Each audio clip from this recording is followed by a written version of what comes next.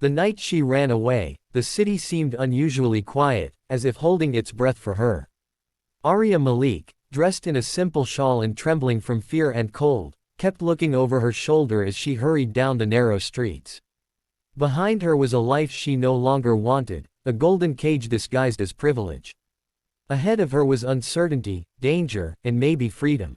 She clutched the small backpack against her chest as if it carried her entire future. In a way, it did. Her arranged marriage had been finalized that evening. Papers signed. Expectations declared. A decision made for her, not by her. The man she was being forced to marry was twice her age and known for his ruthless behavior. But to her family, it was a powerful alliance, a business merger disguised as tradition.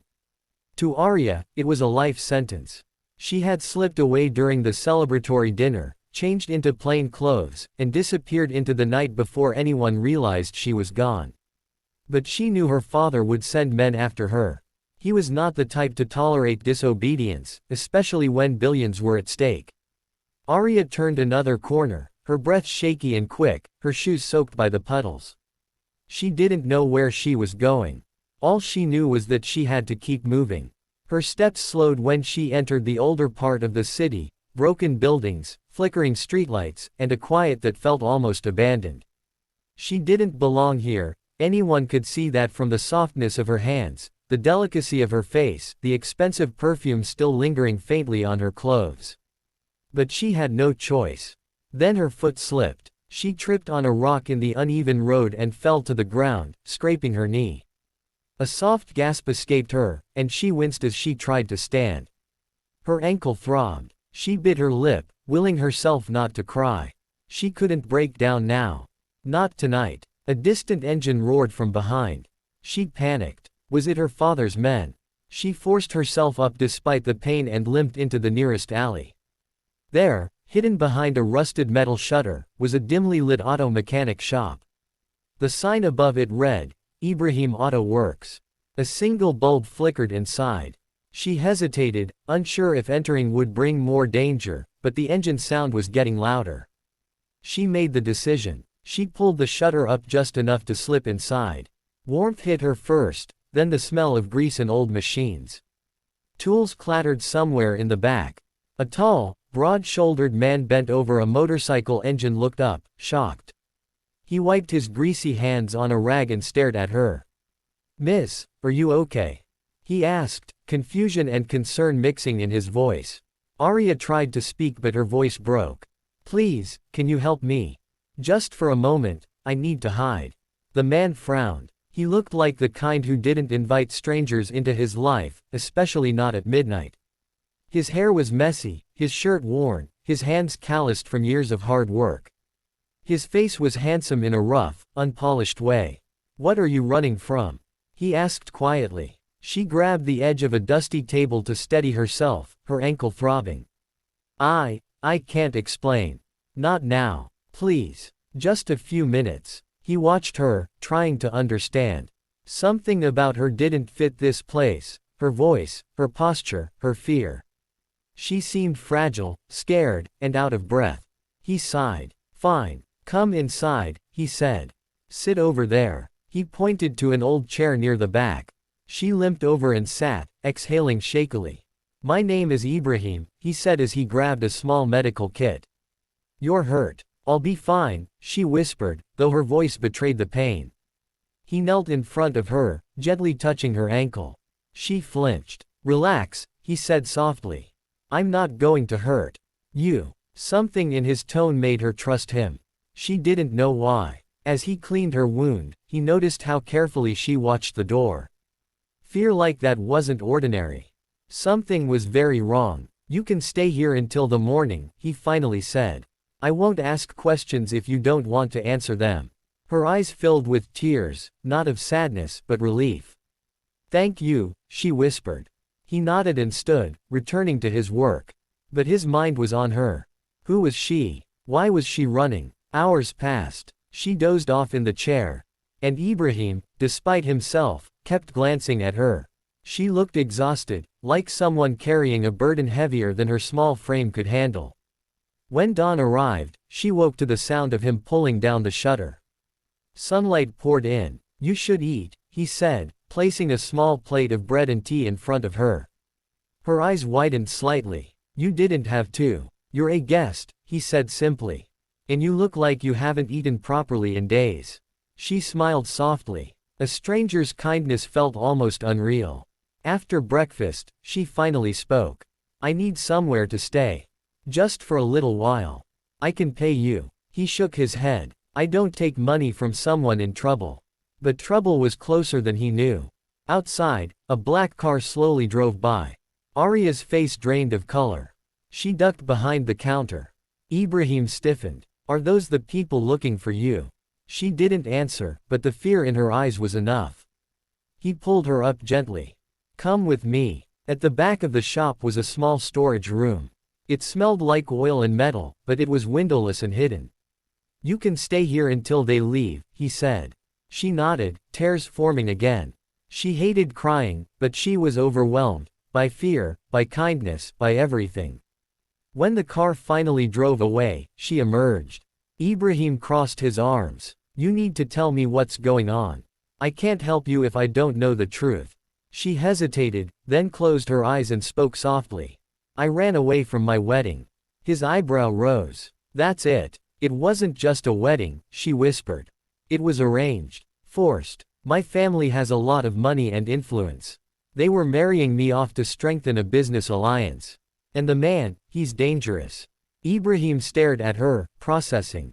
So, you're rich. Her lips curved sadly. Something like that. And now they're hunting you. She nodded. If they find me, they'll drag me back. He let out a long breath. You're safe here. I won't let anyone take you. Her eyes locked with his. Something warm settled in her chest. Trust, maybe. A feeling she wasn't familiar with. For the next few days, Arya stayed in the shop. She helped clean, organized tools, and even watched Ibrahim fix cars. He was patient, hardworking, and surprisingly gentle. She found herself smiling more than she had in months. He teased her about not knowing the difference between a wrench and a screwdriver. She teased him about his terrible singing when he thought no one was listening. They shared late-night cups of tea, talking about small things, safe things. Ibrahim told her about his mother who lived in a village, about his dreams of expanding his little shop, about the debt he was slowly paying off. Arya told him nothing about her wealth, her empire, her inheritance. She wanted, for once, to be seen simply as a person. One evening, rain began to fall heavily. The sound filled the shop as they worked side by side. She reached for a toolbox at the same moment he did, their hands touching. She froze. He pulled back quickly, embarrassed. Sorry, he murmured. It's okay, she whispered. But her heart wasn't okay.